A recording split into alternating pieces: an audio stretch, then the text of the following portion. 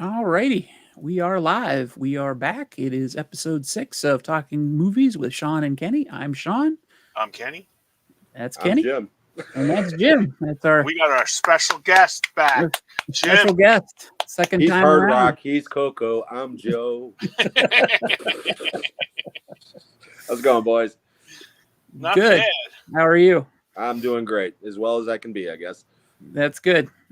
Depends on how many dirty dancing jokes you two chuckleheads put in this thing tonight. I'm not gonna do any. Oh, I'm gonna make you cry before the end of the night, my friend. You probably will. I was gonna be a real dick and put Kenny and then put Simply Swayze underneath of it. But I didn't want to do that. We were tormenting Jim on Instagram by putting select cuts from Dirty Dancing because one of Jim's least favorite movies of all time is Dirty Dancing. Yeah, please watch this video rant about Dirty Dancing. And then I picked up the 4K, and that's how the ball started rolling. Yeah, so. I know. I saw that 4K, and my response was no, or something like that. Victor's joining in on the fun. Somebody is going to have the time of their life tonight. Thank you, Victor. Oh, Victor. Hey, Patrick. Hey, Patrick. Patrick's saying hi to himself. I'm what's up? Yeah. I said hello to him. He didn't say hi to me, so screw Patrick. No. We're starting off really good again, boys. I mean, we're clicking. The quality level of your show goes down so quickly when I'm on that. It's just. Well, Patrick Swayze is what he meant. Oh, okay. Very clever. Very clever. Very good. Yeah, I didn't catch that either. Good job, Patrick. You shot it right over my head. Yep. Okay. There we go. Well, we got Jim on board tonight because we wanted to do something a little special. We're going to do our top 10 comedies of all time. Each one of us is going to do our countdown of our top 10 comedies. We'll go around the circle. I'll pick my number 10, then Kenny will do his 10, and Jim will do his 10. And then we'll just go around from there. We'll talk about it. Guys in the chat can join in, pick yours. But before we get to that, we did want to mention the passing of James Earl Jones, which I believe was on Sunday. I believe is that right? Sunday? No, was Monday. it Sunday? Monday. It was Monday. Yeah, I heard about it yesterday. Monday. Okay. Time flies when you're having fun, I guess. Yeah. And we just wanted to, mention his passing, and everybody knows about him, of course, being the voice of Darth Vader and from The Lion King and whatnot. But we all just wanted to go around and mention a few things that we know him from that are not Star Wars related or Lion King related or Field of Dreams related. So Jim, you had a few picks that you wanted to share.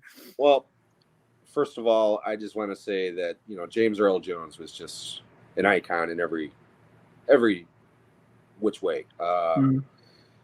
Like I told my grandson yesterday when I found out about it, I said, one of my favorite actors, James Earl Jones, died. And he said, I don't know who that is. And I said, yes, you do.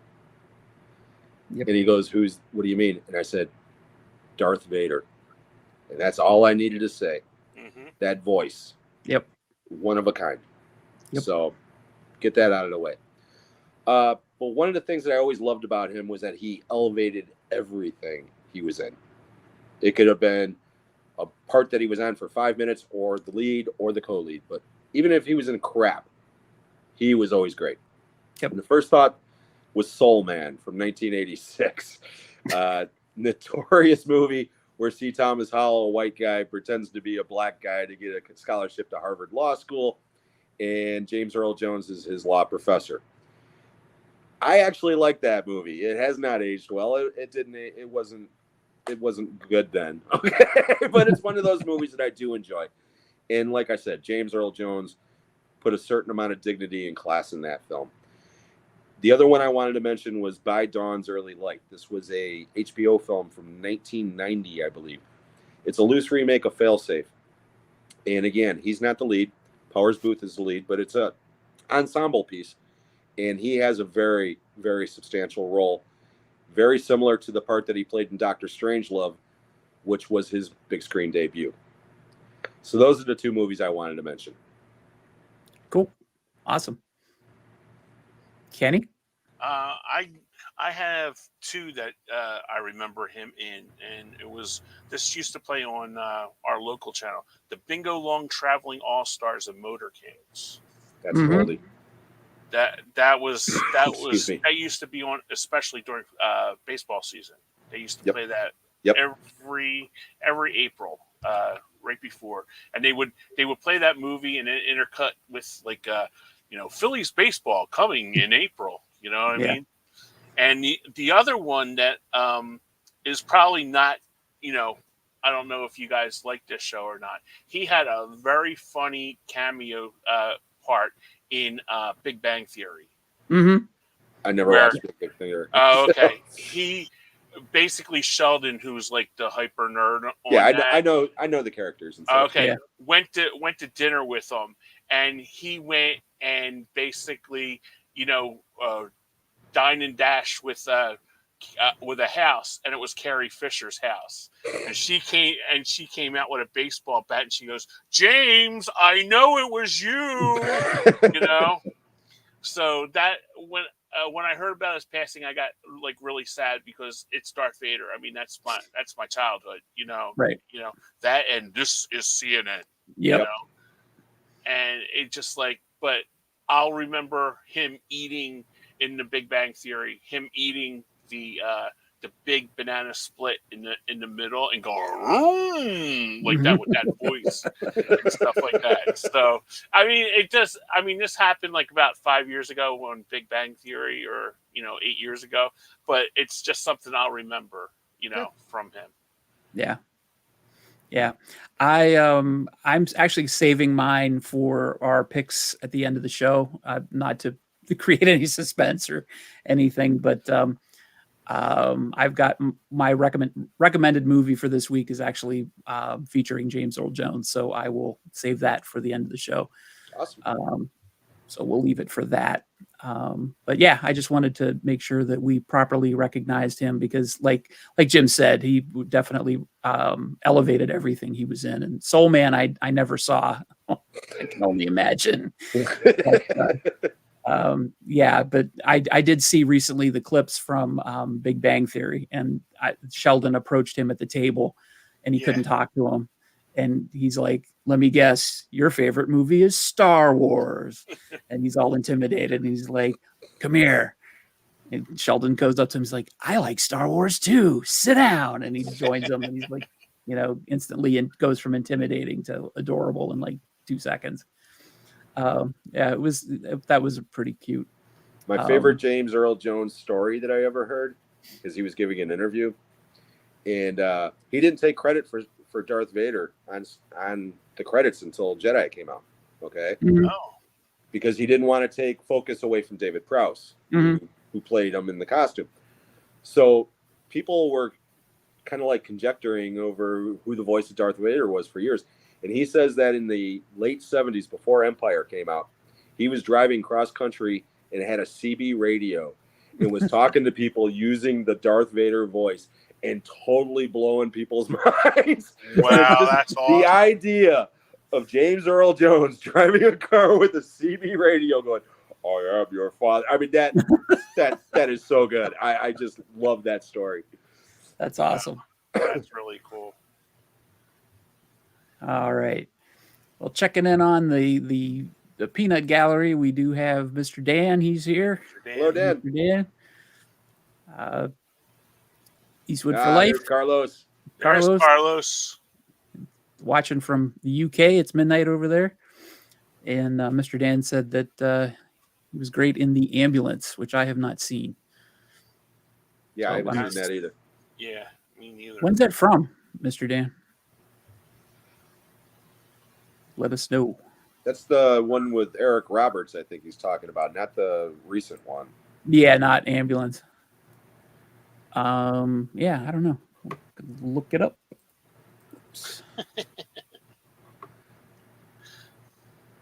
Nobody puts Luke in the corner. I didn't say it. And it begins.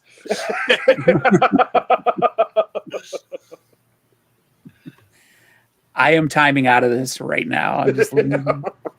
I have a confession to make, and I told Jim via chat over the weekend. I have never seen Dirty Dancing, so I don't feel comfortable making jokes about Dirty Dancing to somebody who hates it because I've never seen it. So I'm yeah. But you did say that your wife wants you to watch it with her. She has seen it millions of times, so I did buy it with the intention of watching it with her. But and like I said, that's totally acceptable because, like I said, the things we do for love, you know. Right. So yeah, she dragged me to see Britney Spears, so I went. I'll tell you a story real quick about that. We were in Las Vegas on vacation. First time there. There were 2 shows playing in Vegas, and if you know anything about me, you know I like heavy metal. Black Sabbath was on their last tour with Ozzy that night in Vegas, and we had the choice of seeing them or Britney Spears. And you went with Britney. Well, I didn't. No, you went with Britney. I didn't make that choice. She made the choice for you. Yes, exactly. So yes. You went to Britney. Yeah. So I got to watch. Yeah, exactly, Patrick. I did because, you know. You're a better man than me. Yeah, exactly. I don't tend to bring that up often, but it still hurts a little bit. Did she sing Toxic? Well, she performed it. Let's put it that way. She lip synced Toxic. She lip synced everything. So, oh yeah, we didn't mention Coming to America, but yeah, that's obviously one of the best James Earl Jones performances. Go sow your royal oats.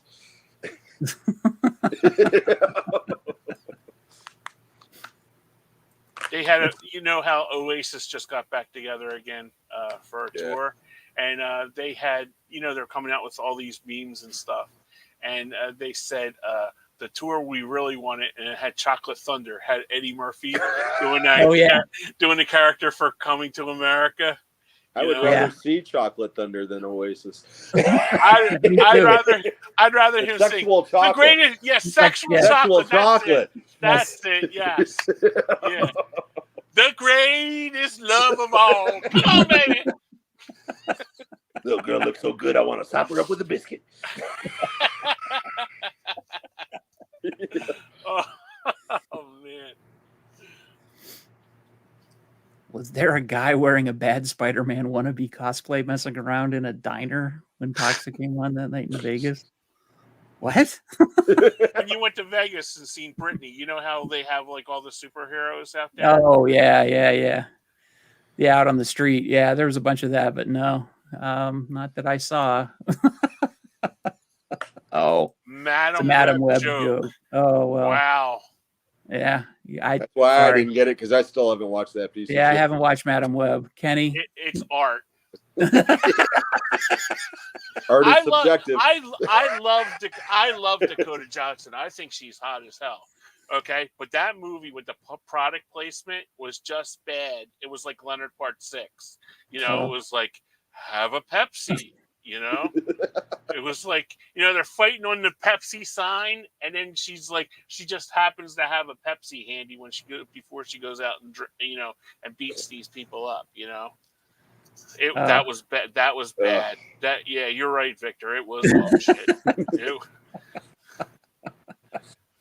The best product placement I've ever seen is in the American reshoot of Godzilla 1984, the sort of reshoot of the Return of Godzilla, the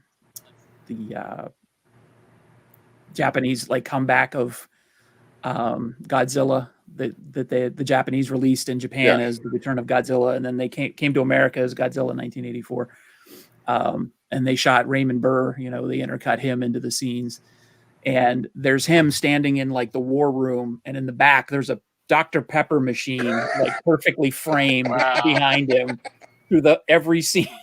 It's just right there. And Victor's right. She never opens the Pepsi can either. She just picks it up. Well, that movie's going to be like on Mystery Science Theater, like like the new version, because it's so bad. It's really bad. I'll never watch it. So. Jim, if you do, it's going to be like Mystery Science Theater. Have your own Mystery Science Theater in there, you know, with it, because it's really bad. I'm not kidding. Yeah, no, I've heard it's really bad. So. We got it for what, $6, Sean? So $6, yeah. So that's $6 you'll never get back.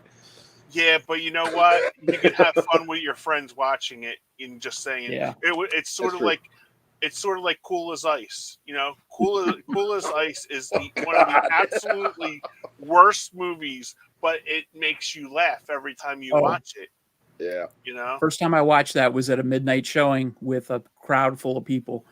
That was the best experience of my life. Best movie going experience of my life. When I went to opening weekend, there was 4 people in the theater. Me, my brother, my buddy Brian, and the guy that swept up the theater. He looked at me and he goes, "Dude, how bad is it?" And I said, "Bad." And my buddy Brian, "This fucking movie blows, dude." So he watched about 15 minutes of it and he goes, "I don't know how you guys paid for that." And I'm like, that's true, Victor. That's so right. That is so right.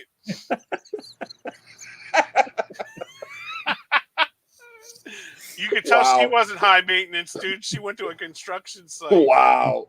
That is so true too. Lose the zero and get with the hero. Yep. Words to live by.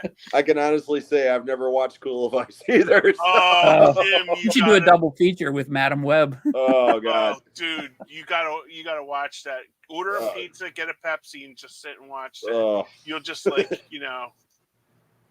God. Victor says he's only 24 and he's seen it. Oh, okay. The movie's older than he is. Yeah, you're not kidding. Yeah, speaking of our comedy movies, there's a comedy that should have made my top 10. I was gonna say, did it squeak in anybody's top 10 unintentionally? No, or intentionally? Man, that's so funny. But yeah, I'm interested to see what your guys' lists are. That's for sure. All right. Yes, let's get into it. So we're gonna do our top 10s. So who wants to kick off? There'll be the kickoff person. Do you want it to be me, Kenny? Do you want to start? Jim, you want to start? I'll start, and then we'll go like me, Jim, you. Then we'll go Jim, me. We'll just rearrange it. Do you want to do honorable mentions first, or do you want to do just 10? Yeah, I didn't get a chance to ask Jim if he had any honorable mentions. So, I've got one extra movie that I was going to do at the end because I know sometimes you guys normally say, "What's your, Oh yeah. Okay. So cool. I'll save my honorable mention for that. Okay. My number 10 is a Christopher Guest movie called Best in Show. Good movie. Absolutely hysterical movie. I still think Fred Willard should have got an Oscar nomination for that role. It's just so. If you guys don't know about it, it's a movie where they go to come to Philadelphia at a dog show, sort of like the Westminster Dog Show, and basically you have every whacked out character in your. You have a gay couple, you have the preppy couple, and then you have the country couple. With Christopher Guest and his hound dog. And then my favorite couple is Eugene Levy with 2 left feet and Catherine O'Hara with everybody in the world. So that's my I still laugh hysterically, and I know the jokes that are coming, but I still laugh at that one. Yep. So Best in Show is my top 10. That's a great movie. Yep. I love Fred Willard in that movie as the announcer. How do you get a dog to do that? He is just, and those movies. What's so great about them is that most of them are just improv. And yeah. It's just it's yeah. I've got a movie similar to that on my list. Okay, great. Okay, so am I up? Yeah. Okay. Now I did a top 20 comedy on my video, or a video on my channel recently. Okay. Okay. But I only included the movies that I had in my collection on Blu-ray. Okay. And on this list, I am including a couple of DVDs, but I am not including any movies that I don't actually have a physical copy of. So there are some great comedies that I would possibly put on this list at one point. I just don't own them right now. Okay? So sure. My list is subject to change, boys. Deal with it. So at number 10, all are. I am going with one of my favorite movies from the Zucker Boys and Jim Abrahams, and I am not talking about Airplane. I am not talking about The Naked Gun. I am talking about Ruthless People. Oh, that's a great one. With Danny DeVito, Judge Reinhold, Bette Midler, and Bill Pullman in his big screen debut. Wow. This movie is absolutely hysterically funny. And the only reason why I have it on DVD is because it's a Touchstone film. So therefore, it's not available on Blu-ray. Oh, yeah. The moment that it is, I will buy it. This is one of the few movies from the 80s that I've seen 100 times, and I would still watch it another 100. It doesn't go in the same category as like Ghostbusters, like what we were talking about the last time I was on here. Right. Love Ghostbusters. I'm sick of Ghostbusters. Right. I'll never be sick of Ruthless People. Right. So that's number 10. That's awesome. Mine sounds very predictable compared to yours, but at my number 10, and it's low. It's the lowest on mine because the criteria for mine, and that's one thing I wanted to do, is kind of explain the criteria for how we picked ours. So we can do it now since we're right at the bottom. These are just movies that either I've watched a billion times or kind of reflect my sense of humor or have influenced my sense of humor. So I watched them when I was young and they kind of, just influenced who I was when I was growing up. This is one I've probably watched the least, but has probably influenced me enough to get into my top 10 of all time, but it would be Young Frankenstein from 1974. I've always been a fan of the classic horror movies, but this obviously puts the comedic spin on it and makes it hilarious. And of course, Gene Wilder, and Peter Boyle as the monster, Cloris Leachman, Terry Garr, everybody. And of course, my brain has gone blank. What's that? Madeline Kahn. Yeah, Madeline Kahn and the guy with the eyes. Marty Feldman. Marty Feldman, yeah. Igor. Yeah, exactly. He picks the Abby Normal. Abby someone. Abby, yeah. Yeah, just absolutely. I went to the drive-in to see that with my parents and I was hooked and always watch it when it's on TV, but I have not seen it anywhere near as many times as the other movies on my list, but it definitely wanted to mention it on Great the choice. list. It's definitely one of my favorites. So that's my number 10. Great choice. All right. My number 9 is one that I'm not kidding you. In 1984, I watched every day for 3 months coming home from high school. Every day. And that's Bachelor Party with Tom Hanks. There you go. I absolutely love that movie. I actually can say, go word by word, and you should be happy with that one, Sean, because when he's in the tennis court and goes, Cleveland wins the pennant, and the crowd goes wild. My favorite part of that is where he goes, I hope you like potato salad, chunky style, my favorite. And there's just a basket of 5 potatoes in it, And I still do this when I'm cooking. It's like, and what's the spice of the night? It's paprika. Ha! You made me the happiest spice in the world, So I used to do that because when I was in culinary school at the time, was watching that and I was doing that. And my chef would come and go, Kenneth, do we have a problem this morning? And I'm just like, no. And he goes, he's reciting this stupid movie. you know? And it was just like, so, yeah, so Bachelor Party, I can't tell you how many times I've watched that. I've watched it so many times. I actually wore out the VHS tape when I bought Wow. it. Yeah, that's how many times. And I have it on DVD. I had it on Laserdisc, and I have it on Blu-ray. So that's my number awesome. 9. Are you Mr. Nicholas, or should I just call you Mr. Dick? Nick, yeah. Foot Is long, that the and foot then long? some. And then some. And then some. This here is Chippendale's star attraction. I could quote that friggin' movie. I love that movie. It's great, isn't it, Jim? I love it. Okay, my number 9. My second favorite Steve Martin film. The only reason why the first favorite is not here is because I don't currently own it. But that would be Planes, Trains, and Automobiles, which I absolutely love. However, my second favorite Steve Martin film is All of Me. Yes. That's a good one.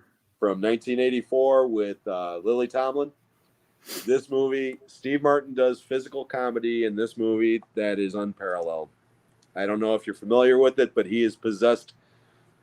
Half of his body, the right side of his body, is possessed by Lily Tomlin. Mm-hmm. And she has control over one half of his body.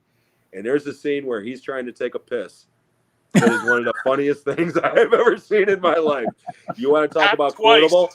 You want to talk about quotable? How about, first of all, release your grip. That's a very good one. All of Me is number 9. That's excellent. I have forgotten about that movie, but I remember watching that and I was crying when I was watching it. It is so funny. Oh, and another man. one that is not available on Blu-ray. Yeah, that's a shame. Crime. Yeah. I'm gonna have to search that one out get a DVD copy of that. I'm writing all these down. Actually, I'm writing them down as well. I'll hook you both up with that because I was at the Goodwill store today. They had 2 more copies of that DVD at that Goodwill store for $2 a piece. Nice. Oh, I will go over there and see if I can still find them, and if I do, I'll send them to you. Okay. Oh, thank you. Yeah, I'll Venmo you the money. Oh, I ain't worried about $2, Kenny. Right. But yeah, it's a great movie. Shall I tap? Shall I tap? Tap, tap. And the other one from that is put Edwina back in bold. Put Edwina back in bold. Back in the bowl. Back in the bowl. Back in the bowl. Great movie. All right. My number 9 is probably the newest movie. Well, it's definitely the newest movie on my list. And it's probably going to be controversial. It's Forgetting Sarah Marshall. I love Forgetting Sarah Marshall. Yeah, I love this movie. Don't know where that came from, but okay. It's pretty magical, Jim. What'd you do? It's my dirty dancing. Get away from me, pixie dust towards you. I don't know. That was pretty wild. That was awesome. Yeah, this is one that the first time I watched it, I loved it, and now it's just anytime it's on cable, my wife and I will sit and watch it. I've watched it just by choice when it's on Max. I just constantly put it on. I am not somebody. You guys are very good at quoting movies. I am not somebody who quotes movies very often, just because I just never been able to do that. But there are certain scenes in this movie that just it's funny, but it's also emotional as well. Mm-hmm. Mainly, I think it's the music scenes with what's his name? God, my memory is shot tonight. Jason Segel. Jason Segel, yeah. And like when he comes back about should I see a psychiatrist? He's doing that song, and then the Dracula musical. All that stuff is hilarious, but all the relationship stuff between him and Sarah Marshall, just hilarious. And it's the goofy people he meets at the resort in Hawaii. Paul Rudd's character, I love Paul Rudd in that movie. There are just so many situations in this. Nope, pop up. You're doing too much. Do nothing. Nope, not do that nothing. just so many situations in that movie. It just makes me laugh every single time I watch it. And like you said, Kenny, you know the jokes are coming. You still laugh anyway. Mm-hmm. So that's my number 9. It's a great movie. It really is. Russell Brand, when he's given the sex tips to the Mormon couple. Oh my God, with the chess pieces. Oh my God. The first time I saw that, I literally almost shit myself. I was laughing so hard. Yeah. Absolutely. Right. My number 8 is a Rodney Dangerfield movie that really goes unloved. Easy Money. I love it. Oh, yeah. I love Easy Money. I think that movie is so funny. You know, I like when they're going around and he goes, Joe Pesci goes, I'm fucking starving. So they go, let's go and eat. And they go, every place is like open 23 hours. You know, it's just like little touches like that, you know, and it's like the other one is when they're having like I grew up in Philly, okay? So I'm Philly now, but I grew up in a row home. So when they're having the wedding in a row home and you see like 150 people in this little backyard and every other backyard is empty, I lose it. I just watched it. It was on Tubi. It's on Tubi. And I watched it again and you completely forget how funny that movie is, you know? And that I love Rodney. So that's my number 8 pick. You know what your problem is? You're too weak. See this? This doesn't control me. Hey, you got a light? Yeah, from at the diner. That is great. The thing I'll always love about Easy Money, that was the first movie that played at the theater when I got hired as an usher in 1983. Wow. The first Friday movie that we had was Easy Money. So I will always love that movie. It'll always have a very big nostalgic value for me. But yeah, great movie, Kenny. Yeah, Victor, that has Jennifer Jason Leigh in it. That's when she just came off of Fast Times. Yeah, she's real young in that. Taylor Negron is also in that movie, who played the pizza guy in Fast Times, and he's her Puerto Rican boyfriend, her fiance in Easy Money. When they go to the hotel and stuff, and he's putting it in to get the bouncing gun, and it doesn't work. And then she leaves, and all of a sudden she slams the door, and the damn thing starts to vibrate. That is just so funny. That's okay. My number 8. We're on 8, right? Yeah. Yep. My number 8 is I mentioned this the last time I was on your show, the first R-rated film I ever saw, National Lampoon's Animal House. Oh, nice. Yeah. Again, hasn't aged well. I don't care. I've seen that movie more times than any other film. I can recite it backwards. And John Belushi, even though he's only in the movie for literally 20 minutes. Yep. It doesn't matter. It instantly made him a movie star. And originally I was going to have Blues Brothers on this list, but I decided at the end of the day, that's more of a musical to me, even though it is still hilarious. So I'm going with Animal House. Yep. 3 Fugitives, Throw Mama from the Train, Dirty Rotten Scoundrels. And every one of those, with the exception of Throw Mama from the Train, with the exception of Dirty Rotten Scoundrels, is not available on Blu-ray. Every one of those is a Touchstone film. Oh, wow. That's probably why they're underrated, especially Stakeout. I love Stakeout. Yeah, Stakeout's great. All right. My number 8 is Kevin Smith's Clerks from 1994. Yep. Just love the dialogue in it, the interplay between the characters, just ridiculous dialogue, but some of the best dialogue that I've heard in a movie ever. In a row? 37? Sorry. Beautiful, man. Try not to suck any dicks on your way out to the parking lot. Come back here. Sorry.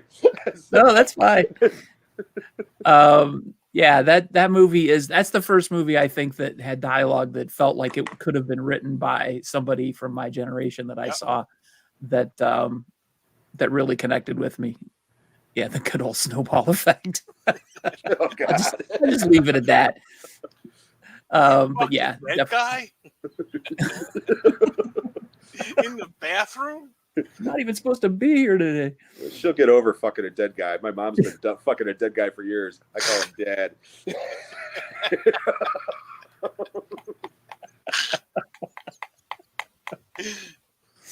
Yeah. So Clerks is my number 8. All right. Number 7 for me is Beverly Hills Cop. Nice. I can't tell you how many times I've watched that, and that really set Eddie Murphy's career like into like megastar Stratosphere. Yeah, Yep. I mean, that movie is so funny. I mean, just the scenes that he has. I mean, he has 2 scenes with I had a friend in high school that his father was his captain in Detroit. So when you would go over to Rodney's house, he goes, "What the motherfucking are you gonna do today?"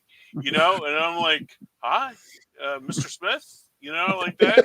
And he's like, "Oh, I'm sorry, son. I didn't see you standing there."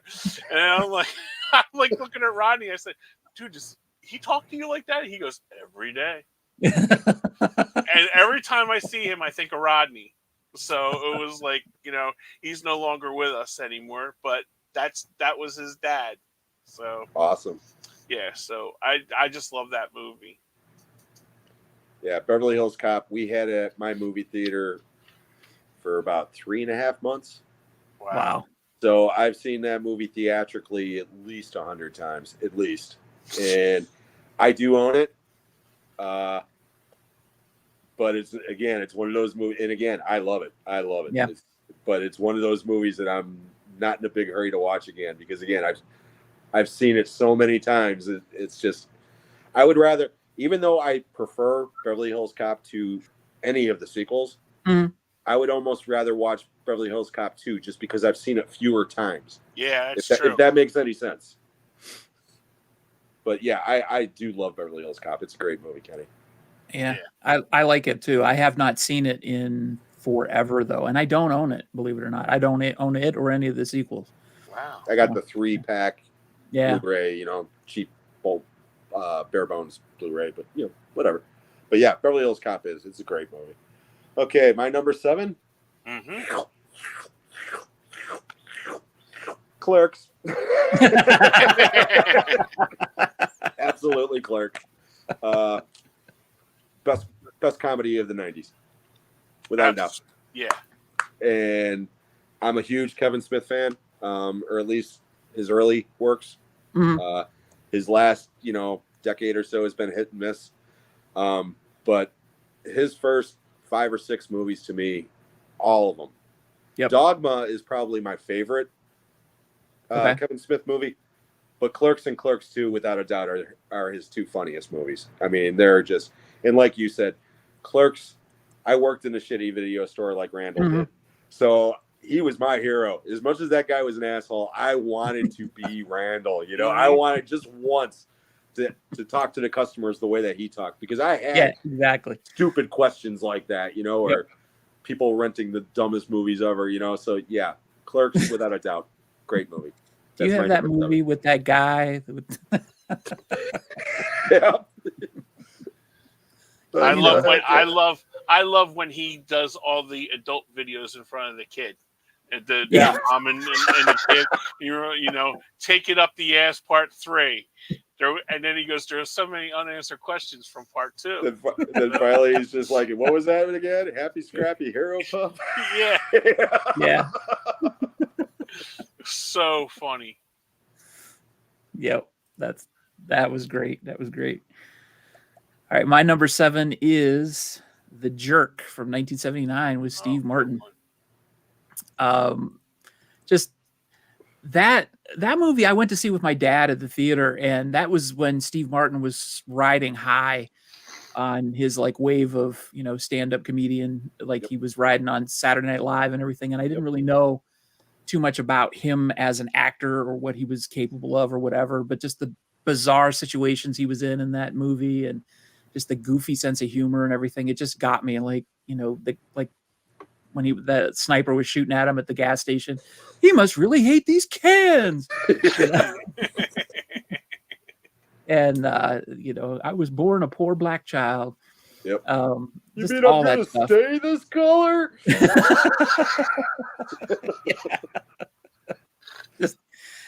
Just so hilarious. And Love I remember going to, and I probably saw it at an age where it probably wasn't appropriate for me to see, but the book fair. Do you remember book fairs? Did they have book fairs when you were in school? Yeah. They had it wasn't a novelization, but it was like a picture book from The Jerk, which is Are you kidding me? Oh my God. And I bought it, and in the back they had the credits, and in the back, Iron Balls McGinty. Nice. That's awesome. That's great. I wonder who the buyer was for the Scholastic Book Fair that year, because they probably weren't the next year. That's awesome. Yeah, The Jerk is my number 7. Wow. Good pick. Good pick. All right. My number 6 is one. This is one of the first ones that we rented on VHS, and I actually this was my first rated R movie going to see, and it's Revenge of the Nerds. Revenge of the Nerds. Oh, nice. Great movie.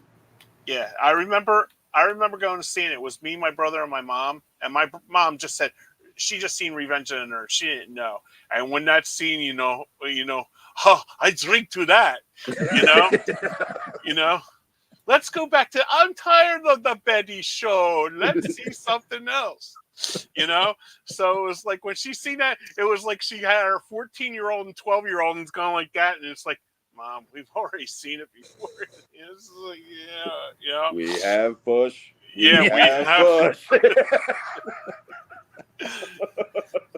Talking about movies that haven't aged well.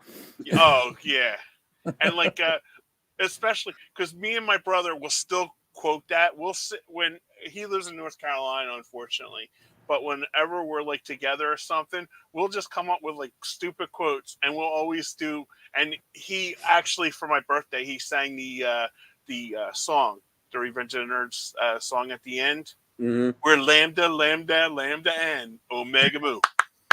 Like clap that. Your hands, everybody. Yeah, everybody. Everybody, clap your hands. Yep. So, and my other favorite part is when they're having the party, and they put Lewis goes over and puts on something. He goes, "Let's see something that you will like," and it's like, "Swing low." No, Old Man River. Oh yeah. That's it. And then when the other black guy's going and he's smoking during the Michael Jackson Thriller thing, and he's smoking the pot, and he goes, "This is some good shit." So that's my number 7. Was that 7 or 6? We're 6. Sorry, 6. I'm sorry. Okay. I biffed the numbers. We're on 6. Number 6. Okay, I thought maybe I lost count here. No, number 6. Okay. Yeah, no. Love Revenge of the Nerds. Had the poster on my wall. Oh, wow. That's because I was working at the theater at the time. Saw that one theatrical many times. Great movie. Okay, my next one, number 6, from Robert Zemeckis. And it ain't Back to the Future. It's Used Cars. Oh, wow. Oh, that's a great one. 1980, Kurt Russell, Jack Warden, and the incredible Garrett Graham, who does one of the most insane physical stunts I have ever seen in a movie, where he's walking backwards as a car is coming from the distance, and it misses him by about 6 inches. And to this day, I don't know how the hell they did that without him dying. I mean, it's an incredible visual gag. But yeah, Used Cars, classic film. I love it. That's number 6.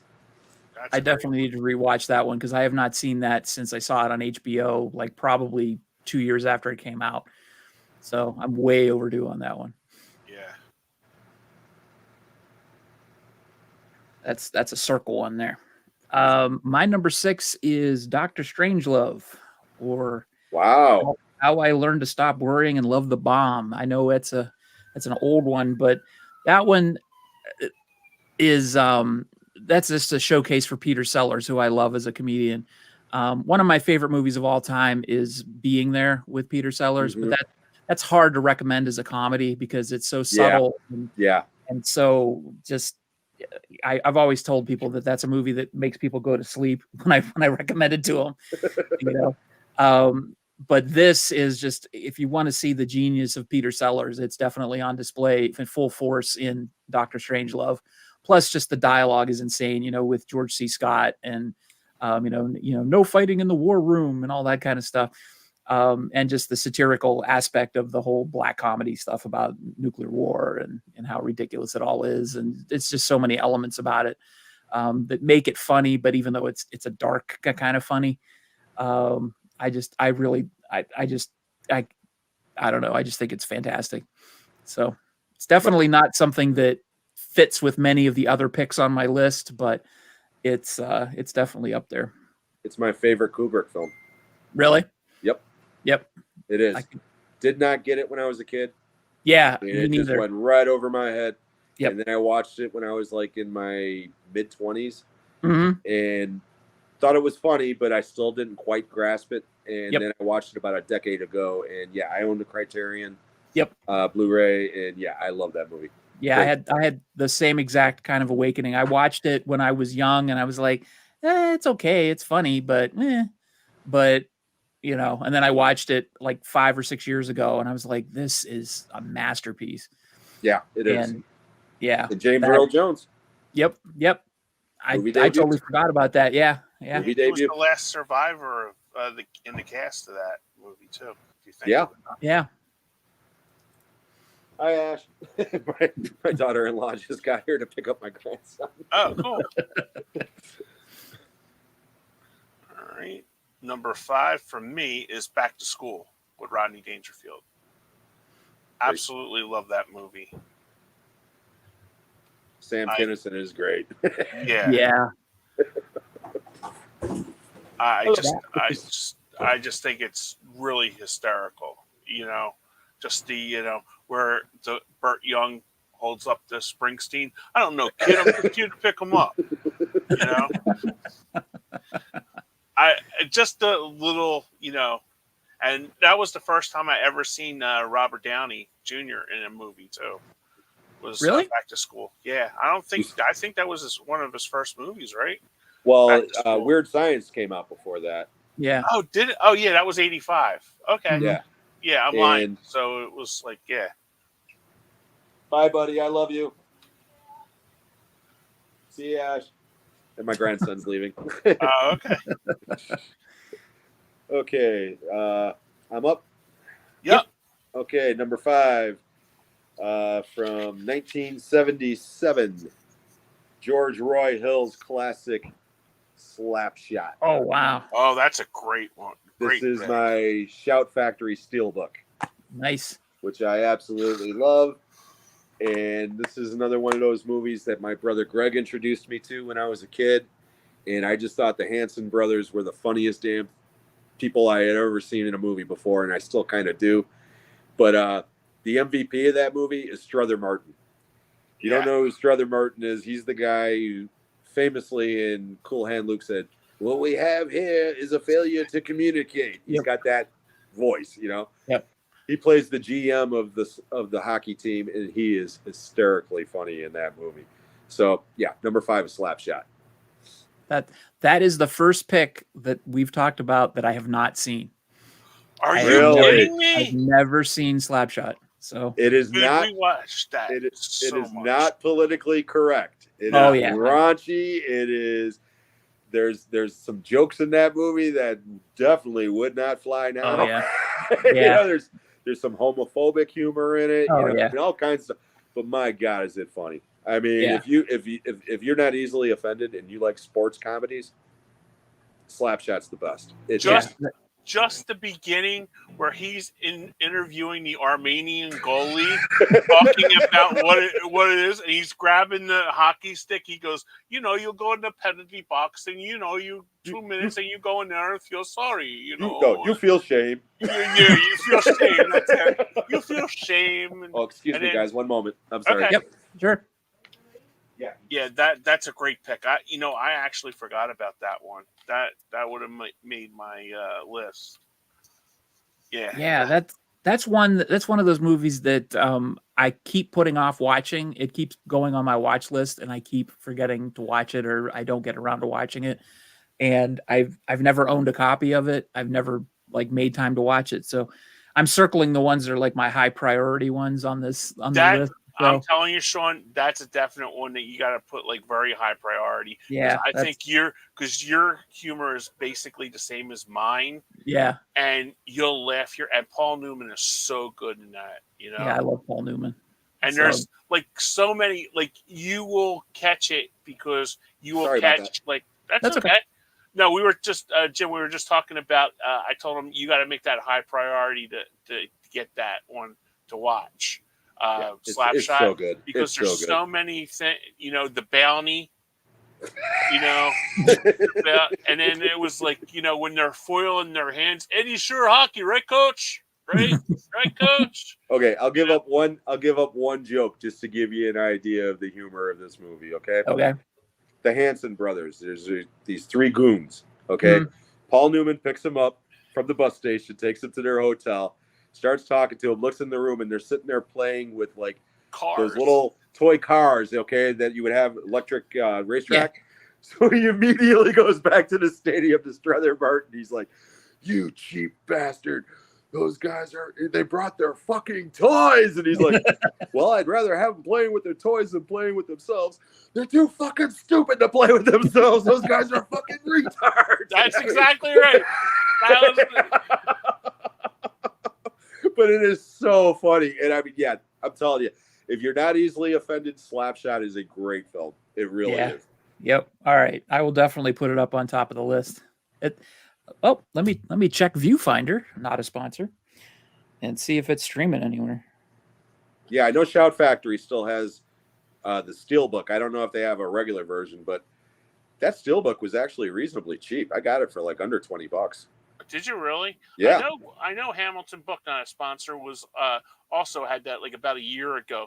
But I had the DVD copy, and I was waiting for a 4K of it to come out. Oh, it's on Netflix, which I don't have. But it's, I can rent it or something. I'll probably find it on DVDs cheap. Yeah, if you go to Salvation Army, that's always one that you can look for on DVD. Yeah, because I only have the DVD copy of it too. Yeah, unless you accidentally see the one with one of the Baldwin boys on the cover, that is not Slapshot. Yeah, that's far from Slapshot. That's one of the shitty sequels. So. Yeah, no, I'm definitely looking for Paul Newman. So. Exactly. All right, my number 5 is National Lampoon's Animal House, which we've already visited on this list. That was probably one of, not the first, but one of the first rated R movies I ever saw on courtesy of HBO.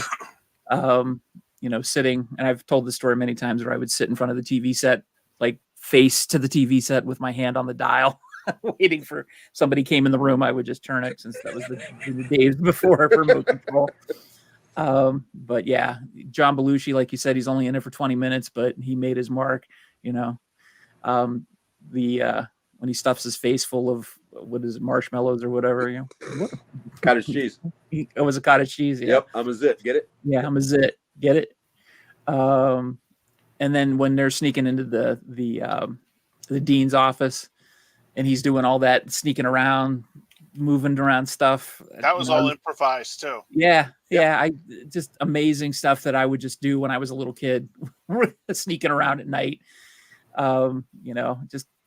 Just hilarious. And then, of course, all the political stuff that went way over my head when I was a kid, but then learned to appreciate when I was older. So yeah, that's definitely my number 5. All right. My number 4 is, and if you look very closely at the tail end on the, was filmed in Philadelphia, you will see my mom. Oh, really? Places. Yeah. Trading No Places kidding. is number 4. Yeah. Trading Places. At the end of it, she worked at 16th and J. I know this doesn't mean anything to you guys because 16th and JFK, but they took it at 14th and JFK. Mm-hmm. The scene at the end, and she's getting off of the bus. Oh yeah, that was my mom. Her claim to fame, huh? So she's in that and Mannequin. no shit. Yeah, because the Trading Places. Yeah, the one. Well, you can see her a little bit closer. You can see her leg, and because the only reason why we know that this is because they were filming at the time, and in Mannequin, the '87, she was getting on the bus as they were filming it. So she was like, we microscopic and stuff and tried to blow it up, sort of like they did on these and my mom's going, that's my bus, I'm like, all right, Mom, that's all right, so so those two and Trading Places is like a tour de force performance for I can't. And Jamie Lee Curtis, the scene in the hotel. Yeah, we all know what you're talking about. When you're 13, boobs. I was 15 and same reaction. Okay, so it was just like I forgot how old I was. And I didn't really care. Okay. I remember seeing that it came on HBO and it was just like, okay, So I never forget that's like and you can watch it and pick it up anytime that it comes on cable or flip it on and you'll sit and watch it. Yep. So that is number 4 for me. That's my favorite Eddie Murphy movie. Is it?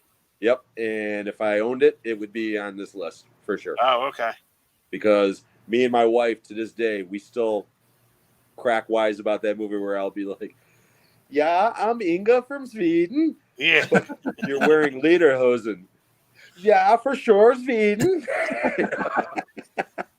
Yeah, me and my brother still do the. I'll tweet him up, and I'm going, looking good, Billy Ray, and he goes, feeling good, Lewis. So we'll still do that, and his wife just goes, I don't understand. No, great pick, Kenny. Yeah. Okay, my number 4 is Spinal Tap. Oh, that's a good one. From Rob Reiner and Christopher Guest and Harry Shearer and Michael McKean. Yeah, that was the first mockumentary I ever saw, for sure. I mean, I knew there was a couple of others before that, but I love the genre. I still think Spinal Tap is the best in that genre. Maybe it's because I'm a music guy, like you said, Sean, I'm a metalhead too. Yep. And what's so great about that movie, I don't know if you guys remember, but when it came out, people were confused. They thought it was a real band. Yeah. Mm-hmm. And they thought it was a real documentary, even though Michael McKean was on Laverne and Shirley. Yep. As Lenny, Lenny and Squiggy. And so many bands have gone on record since saying that they have had Spinal Tap moments on the road that mimic exactly what happens to these guys on the road. I mean, the movie's brilliant. I just think it's absolutely brilliant. And the music's good, too. Oh, yeah. So number 4, Spinal Tap. That's a good Awesome. pick. All right, my number 4 is Office Space from '99. Oh. I remember I actually saw this movie by accident. We went to see Rushmore. My girlfriend at the time, we went to see Rushmore, and the film was broken, so we saw Office Space completely unaware of what it was, even that it was even at the theater. And just went in, and I just totally fell in love with it. Had no expectations whatsoever going in, and loved it to death. It's still more or less relevant today to people who work in an office. I literally was in a office meeting on Monday where somebody showed a movie clip, unironically, from Office Space at my work. So it's still relevant. Almost to its detriment, I guess. But yeah, there's so many things about this movie. I could spend a whole hour talking about Office Space and how it connects to my current job. Kenny always gets messages about how I have to lead meetings and all these things that I have to do at work because I work in an office. Even though I work from home, I work in the office environment and deal with that corporate mentality every day. So yeah, it just resonates very, very loudly in my life. So that's my number 4 pick. That would be great. Yeah. Yeah.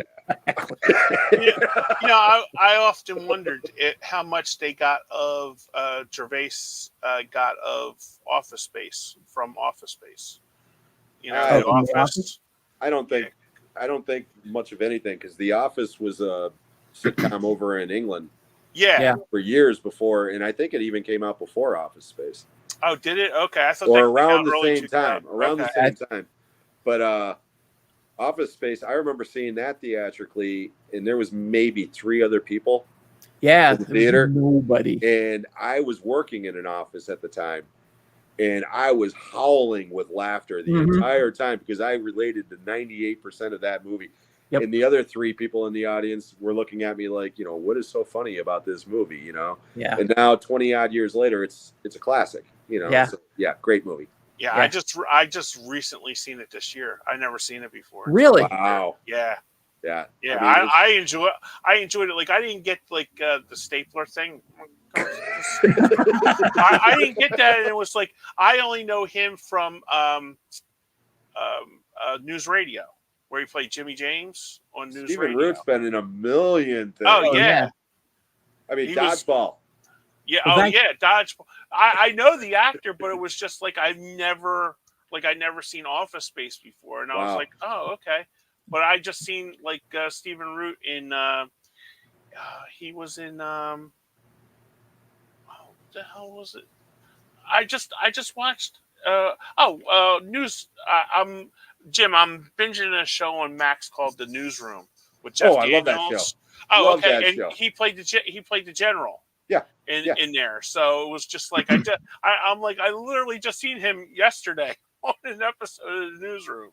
So yeah, he's a very good character actor. I hate when they say character actor. I think he's just a hell of an actor. I love character actors. Yeah. Character actors to me are the best because they are exactly that. They can play any character. A leading man, for the most part, is just that, a leading man. A good-looking person with charisma. But a character actor is a chameleon who could do anything. And to me, those are the best actors. Mm-hmm. Yep. Jim, have you seen the animated shorts where Office Space sort of originated from? Yeah. Okay. Yeah, they ran those on MTV, I think, back in the day.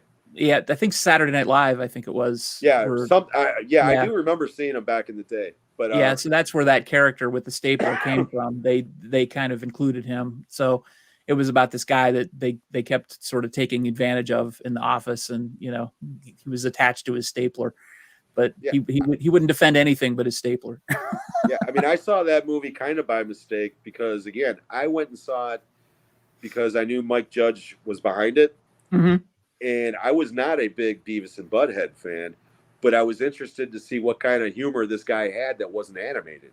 So that was mainly the reason why I went and saw it, and I love that movie. Idiocracy too. I think Idiocracy is also just a brilliant movie. Yeah. Idiocracy isn't quite as focused as Office Space. No, it's not. It's more of a shotgun approach. You just sort of threw everything at the wall and you see what sticks. But it resonates a lot differently now because Office Space builds as it goes. Okay. Yeah. Idiocracy to me shot its load in the very first scene. Yep. Where they show how people got stupid generally over time. That sequence is one of the funniest goddamn things I've ever seen in my life. Absolutely. And I remember when the Tea Party and all the bar fringes on both sides of politics are going, memes nonstop of like, hey, we're living in idiocracy right now. And it's like, you know what? You're absolutely right. Yep. It's becoming a documentary as we go by day by day. But it's a lot more hit and miss, but it's still the same type of humor. And it's deadpan, very, I just literally saw this on a reel on Facebook about the footwear in the movie. Have you heard about this? No. So the movie was made in 2000. right, or 2001 or whatever, early 2000s, and they wanted to pick footwear that looked ridiculous but looked like they would be comfortable. And so they were looking around at different things to look at as far as what people could be wearing, and they found this company that made these really ridiculous looking shoes, and they made them because they thought it would be ridiculous. Nobody would wear these in the future because they're so stupid looking, and there were Crocs. Really? Yeah. So the shoes that everybody's wearing in the future that are supposedly the ridiculous shoes that nobody would wear are Crocs. Wow. Idiocracy. Yep. That's awesome. That's awesome. I haven't verified that for sure, but it sounds right. That sounds about right. And they showed some stills from the movie, and they sure as hell look like Crocs. So. I totally believe that. I totally believe that. Yeah. All right. All right. My number three is what we've already talked about: Planes, Trains, and Automobiles. I absolutely love that movie. I can watch it more than at Thanksgiving. Yep. The scene tears me apart with when Steve Martin is just laying into John Candy, and he just goes, "I like me." My wife likes me. That scene just tears me apart. Yep. And Yep. when he's Absolutely. sitting there at the train station with his head down, and he has nobody to go home to. Yep. Just, man, it can be the highest of highs, and that scene just kills you. It just slays. And even though when he passed, you got that scene where he just goes like that, and just like muffling his, hat. Mm-hmm. You get a little wispy just thinking about that. Yeah. Yeah. Great movie. It's just a brilliant movie by two guys that were like top of their game right there. Yeah. It's my favorite John Hughes movie too, without a doubt. It's a wonderful movie, and it still has one of my favorite all-time one-liners ever, where he says, "You know what? We got a better chance of playing pickup sticks with our butt cheeks than getting out of here tonight." I just love that line. I don't know why. It just makes me laugh.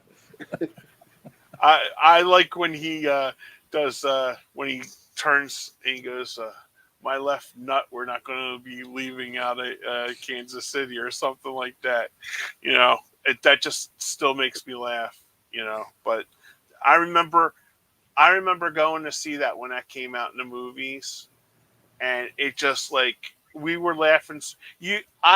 That's another thing I do miss. I miss the reaction of the crowd, because you had to go see that again because the crowd was laughing so hard during the movie, and it was just because when we were coming out of it, my mom goes, we have to go see that again because I missed it so much because we were laughing so hard.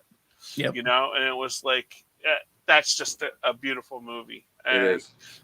And that's it might not be the greatest comedy of all time, but that's one that I've watched so many times. So that's number three. I would say that most of these movies aren't the greatest comedies of all time. The idea is, what are your favorite comedies, not the best, Right. So far, I've liked every pick so far. Mm-hmm. I haven't heard from one movie yet that I don't like, so. Yeah, same here. Okay, my number three. We're getting down to it now. Yeah. 1979. Monty Python's Life of Brian. Nice. It is my favorite Monty Python movie. As much as I love Holy Grail, I think Holy Grail might be funnier because it's goofier. But Life of Brian, to me, is a genius, hysterical comedy. And it's more relevant now than it ever was. Yep. The whole subplot about Loretta, the man that thinks he should have the right to have babies. What are you going to do? Put him in a box? Where's the fetus going to gestate? It's just, I love Life of Brian. It's one of those perfect movies. And the whole biggest dickest scene, you could put a gun to somebody's head, make them watch that scene and tell them that they can't laugh or they'll get shot. They wouldn't make it through that scene. That scene alone is so good. Yeah, Life of Brian's number three. That's a good pick. That's a good pick. Monty Python. I'm way more familiar with the TV series than I am their movies. I've seen Life of Brian. It's been a while. I'm way overdue to see that, and Meaning of Life, and of course Holy Grail. But I remember watching Life of Brian several times on HBO and really enjoying it. I'm not a hugely religious person, but I'm not religious at all. Yeah, I know it can rub people the wrong way. I remember there was a guy who lived in our apartment complex, and he came over our house, and I forget what he came over for, but he was like, "Oh, I just got back from protesting at the movie theater," and I was like, "What are you protesting at the movie theater for?" I was like 12 years old or something. Right. He's like, "Oh, we were protesting that horrible movie Life of Brian," and immediately I was like, "Oh, I want to see that." Yeah. Because it sounds awesome. You protesting. Just like years later when the people were protesting Last Temptation of Christ, same thing when they were protesting Dogma. And every one of those people, none of them ever saw what they were protesting. Right. Because Life of Brian is not they were at the time, I remember that. They were protesting because they were saying that it was a slight on Jesus, that it was and that movie is not.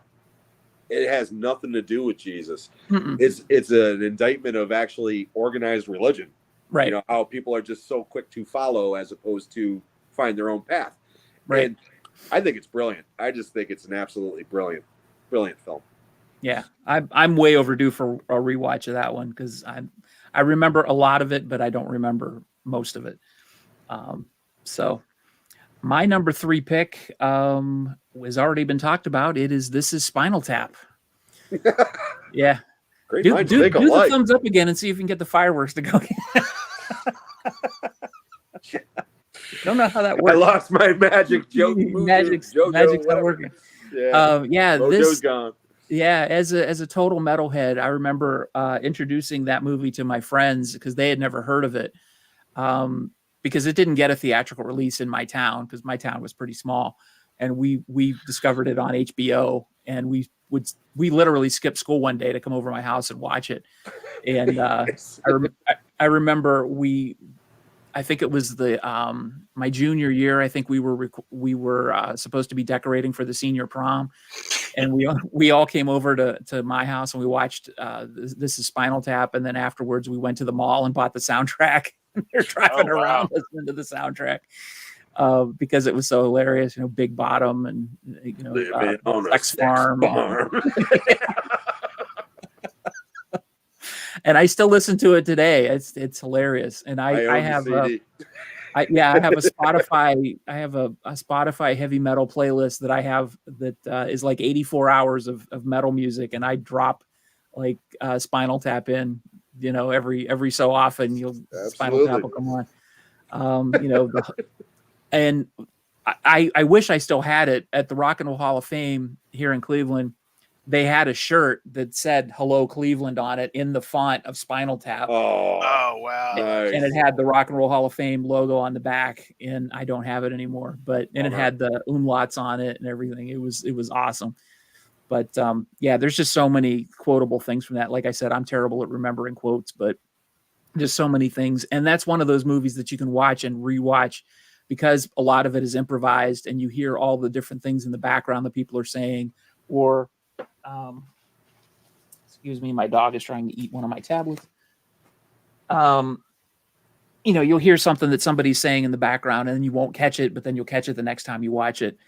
And, you'll just constantly be discovering little bits and pieces. And then, just the names of the songs and the names of the albums and the history of the musicians, like Smell the Glove. That's the name of one of their albums. And they're talking about the artwork and the new album. It's, it's black, but it's much more black, or it's even blacker than black or whatever, I can't remember. Like I said, I can't remember quotes very well. But, Village Voice says that their review of your album Shark Sandwich, it's only 2 words. It's shit sandwich. Shit sandwich. Shit sandwich. That ain't right. That ain't real. Yeah, so that is definitely my number 3 pick. All right. My number 2 is The Odd Couple. with Oh, wow. Jack Lemmon and Wow. Walter Matthau. Great one. One of my favorite movies of all time. I love the whole thing. I used to drive my mom crazy. I used to go sma sma sma sma sma, like all the time, like that to her, and she's like, "You're an idiot," Idiota. Idiota. Yeah, well, my friend Sally used to call me that. It was like I knew 2 words in Spanish, idiota and chimichanga, and she goes, "That's Mexican." I'm like, "Okay, then I know 1 word," So, but that and the I'm getting little notes on my pillows that says "F you." I finally found out it was Felix Unger. I love the whole thing, and it was like I only had the VHS tape, okay, and it was like full screen, okay? Yeah. Close. And then when I got my Laserdisc player, one of the first Laserdiscs I bought was The Odd Couple. Then you got to see the full vision of Oscar's apartment. He had a Christmas tree. He had shamrocks. Yeah. It was just, and I'm like, I don't remember that. And, and it was just like, back, and then it's like, yeah. Yep. So it's like when you're like watching it, you're only getting like a full view. And then when you see the whole view of Oscar's apartment, it's just so great. I'm a big fan of this TV show. And I'm absolutely huge fan of the movie. That's one that and number one I've watched so many times. Is The Odd Couple. I love that movie. Great pick. Uncomfortable confession number 2. I've never seen it. Wow, it's classic. Classic. Yeah, dude, circle that. Yeah, it's circled. Yeah. Did you enjoy the sitcom? I love the sitcom. Yeah, me too. That was one of the first things I bought. Was the sitcom when it first came out. I love it. The one that always kills me is the password one, where him and Oscar go and they play one password. Yeah. Alan Ludden and Betty White. Yeah. The old password. Yeah, the old password. Yeah. And I liked when they had the old football, like the old football players, Rosie Greer was on, Muhammad Ali was on, and because my dad kind of would remind you of Felix Unger. That's my dad was the same exact size as Felix Unger, and just like the facial expressions he sometimes made, my mom would go, "That's your dad," you know? Yeah. So it was like that. I just love that movie. It's just a great movie. Yeah, it is. I haven't seen it in years, but it's classic. Anytime you've got Walter Matthau and Jack Lemmon together, I actually seen that more than Grumpy Old Men. That was one of my honorable mentions. Yeah, Grumpy Old Men's one of my favorites. I love that movie, but it's not on my list. Okay. So number 2 from my Mel Brooks collection, I am going with Young Frankenstein. Nice. It was my gateway to both Mel Brooks and horror movies because it was definitely the first Mel Brooks movie I ever saw theatrically. I was about 7 or 8 years old when I saw it. I saw it in early '75, and I had just started watching like the old black and white. Not even Dracula, more like Abbott and Costello meet Frankenstein, that sort of thing.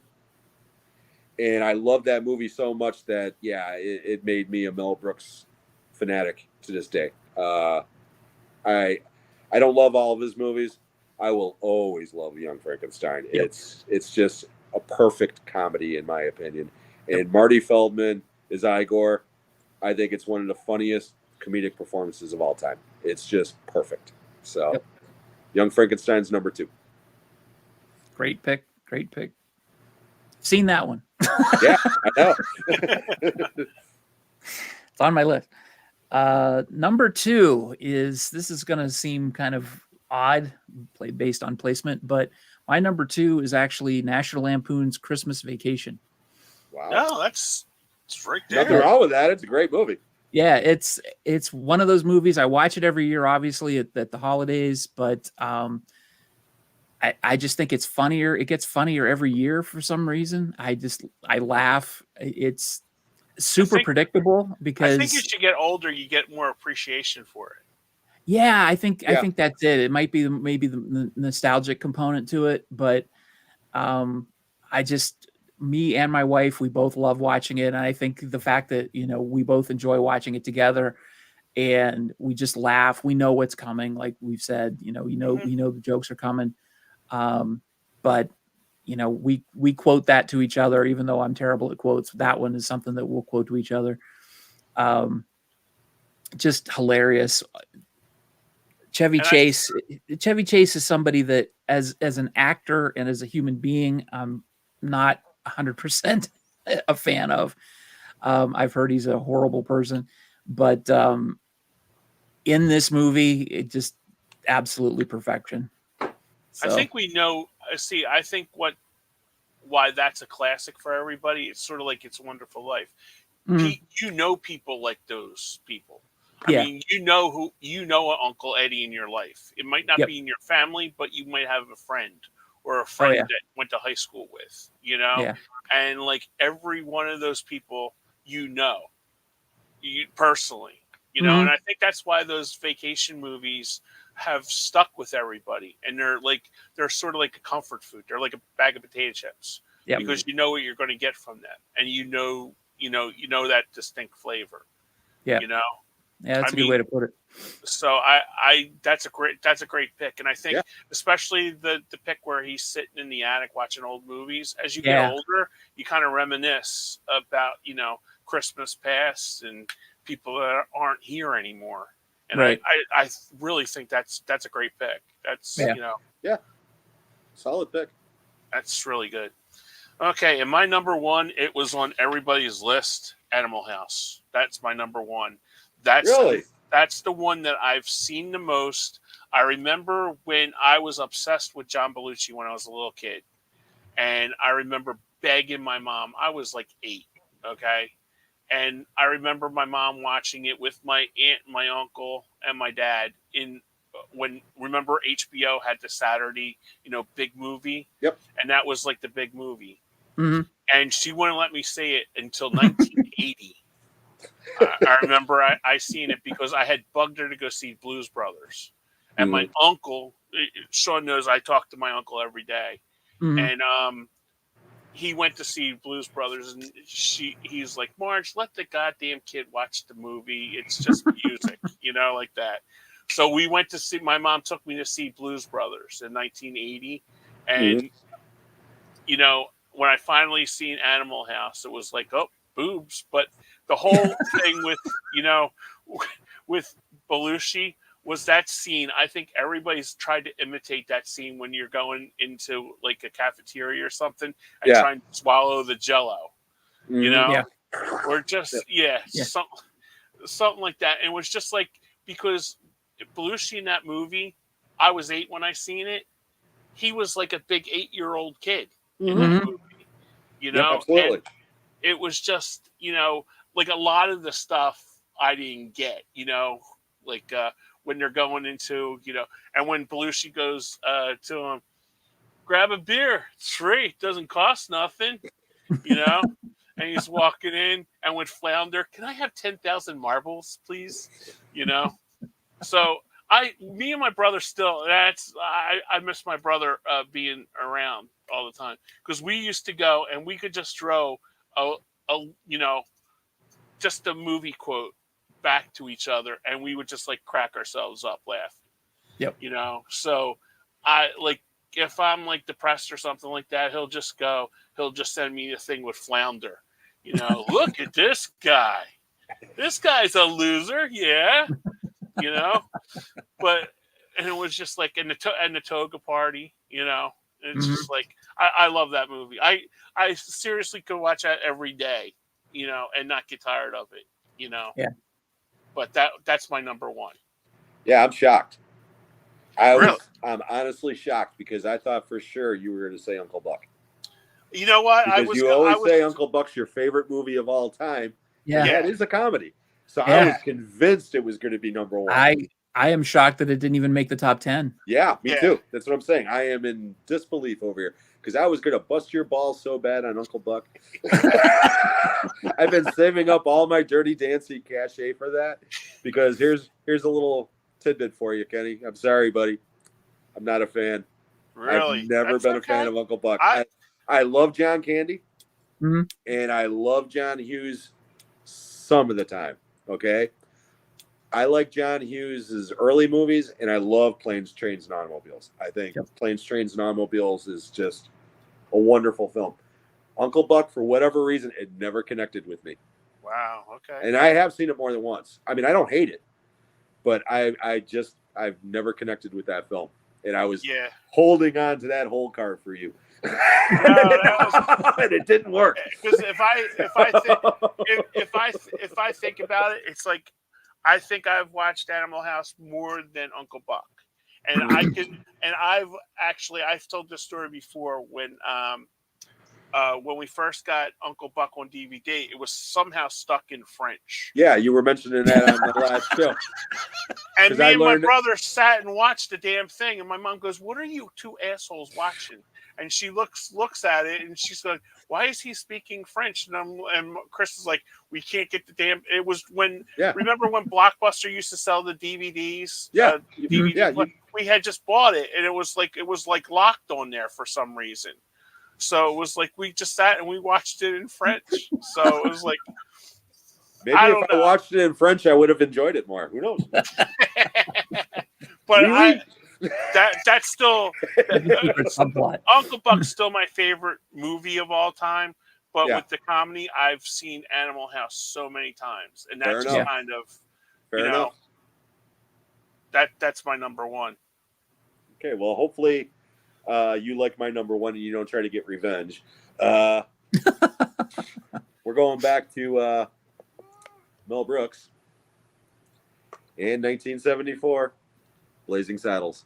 Oh, nice. Without a doubt, my favorite comedy of all time. And it wasn't always that way. That movie has grown for me every time I watched it. And I think why I love it so much now is because one of the first things I did during the pandemic when I discovered YouTube was watch people react to that movie. And it's one of the funniest damn things ever, watching young people watch Blazing Saddles. I mean, oh man, I got to do that. It is so funny. And what's really interesting, the black people that watch it tend to get it right away. They're shocked when they first hear, the N-word and such, but they get the joke right away. These younger white people that watch this movie, they don't get it at all until about 3/4 of the way through the movie. That's really interesting. I never even thought about doing that. Oh, it's hilarious. I'm telling you. Watching people react to Blazing Saddles is one of my favorite things to do online. It is just so hilarious. And again, it's got some of the best one-liners ever. One of the funniest jokes ever. Hey, boys, look what I have here. Hey, where are the white women at? I mean, that is like, or excuse me while I whip this out. I mean, it's just, Blazing Saddles is great. That's my number one. That's a good one. See, I had brought up to Sean because we were talking about it, and I thought I see on one of your videos that you weren't a fan of Blazing Saddles when you were doing your Western movies. So I'm glad I didn't say anything about it, because I was like, I almost came up to say, I said, weren't you divisive about one Mel Brooks movie? So, okay. No. I just said that one wasn't included because to me it's not a Western. Okay. Gotcha. Okay. So, that's what I heard. It just happens to take place in the Old West until the third act when you go break the 16th wall and go into a different movie set, Yeah, because I even said that to Sean. Yeah, I said that to Sean. People talk about Deadpool, Deadpool breaks the fourth wall so great. Mel Brooks invented that shit, Right. I mean, it was perfected way before Deadpool. And I love Deadpool, don't get me wrong. Right. But that fourth wall break in, at the end of Blazing Saddles, again, watching people react to this movie the first time, it comes out of nowhere and they don't know what the hell they're watching. It is just seeing the looks of confusion on their faces. It's great. You guys got to check that out. I'm telling you, it's hilarious. Yeah, definitely got to do that. I didn't even think about doing that. That's I do that with music all the time. I love watching people react to music, but yeah, me too. Movies, I hadn't thought about doing that. That's awesome. That's a great pick. That's a movie that another movie that I watched when I was younger and probably shouldn't have. And I haven't seen it many times since then, so I definitely have to rewatch it. I'm not as fresh on that one as I should be. But my number one is Airplane from 1980. That one, that was the first movie that I had seen that did what the Zucker brothers became famous doing, with basically taking another movie and remaking it and making it a complete comedy and a complete farce, and playing everything for laughs and twisting everything around and doing what they do best is parodying everything. And seeing Leslie Nielsen doing his shtick for the first time. And that was my first introduction to him as an actor, period. I didn't really know him as a serious actor. I was introduced to him as a comedian through that. And then I got to see, all of his earlier work later. But just ridiculously funny. I have never seen the sequel, and I don't know that I will ever watch it because I've heard it's terrible. Yeah, I've heard it's terrible. But most of the Zucker brothers movies are at least funny, but none have really approached that other than the Naked Gun series. And I don't even know if all of them were involved with those. They were the first one. The first one, okay. Yes. And then they kind of went separate ways. Yeah, that's the best one by far. Oh, yeah. So that would make sense. But yeah, oh man, is that and what is the movie that actually was the inspiration for Airplane? I should know that. It's called 0 Hour or something. 0 Hour, yeah. Yeah. I watched that back to back with Airplane a couple of years ago. Me too. And it is unbelievable how much is taken nearly word for word from that movie. Really? Oh yeah. My God. Oh yeah. It's hilarious.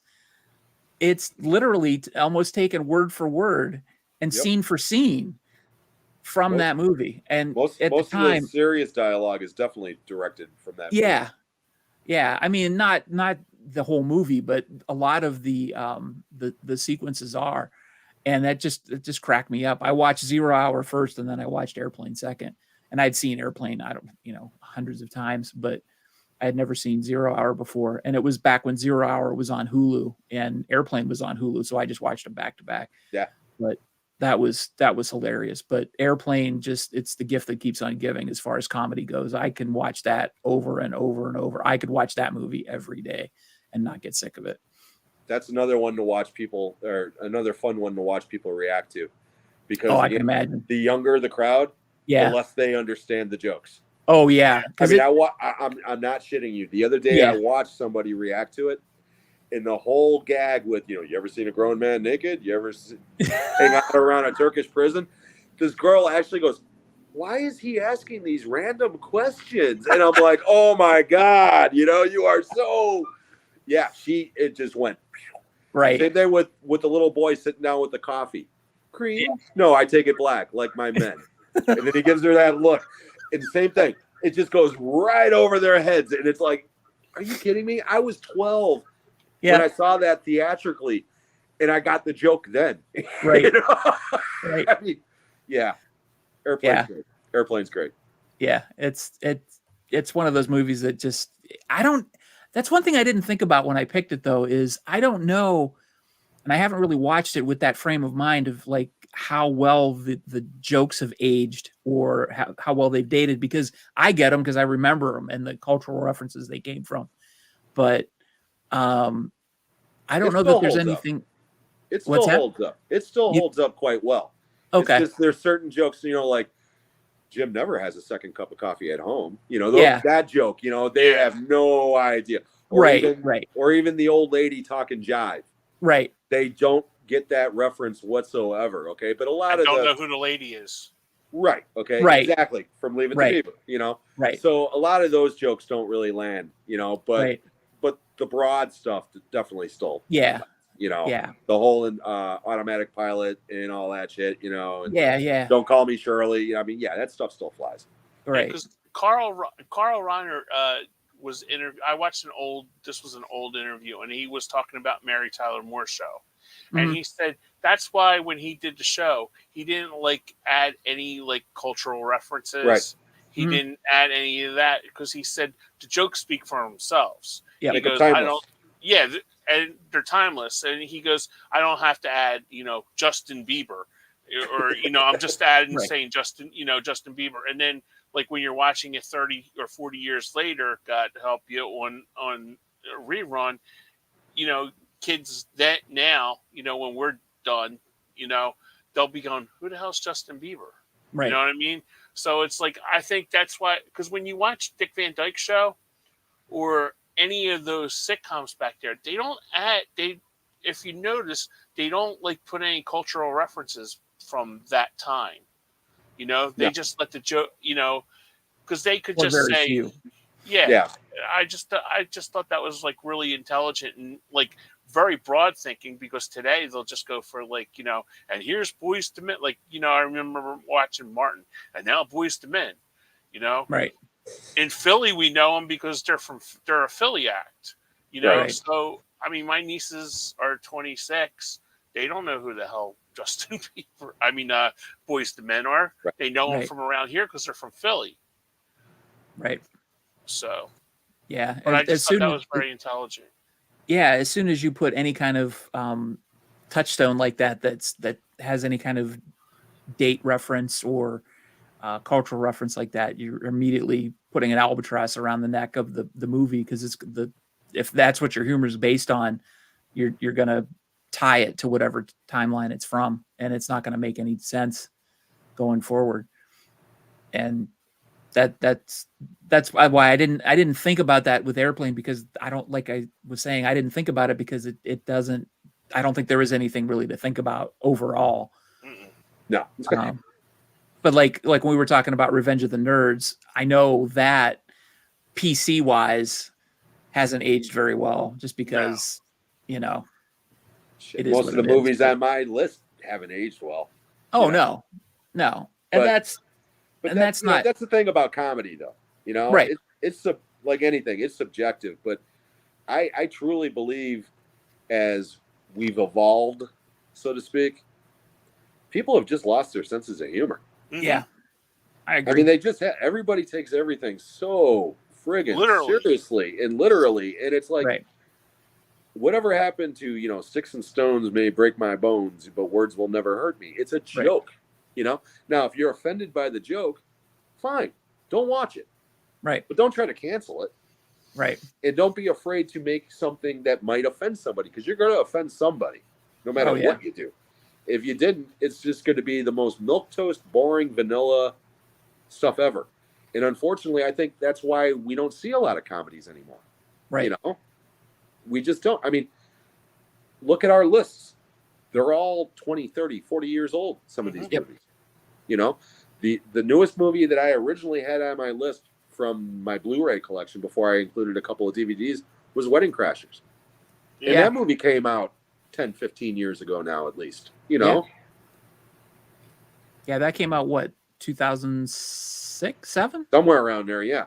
2006, 2007, And that's the latest movie I have is Best in Show, and that was 96. Yeah, mine's 2008.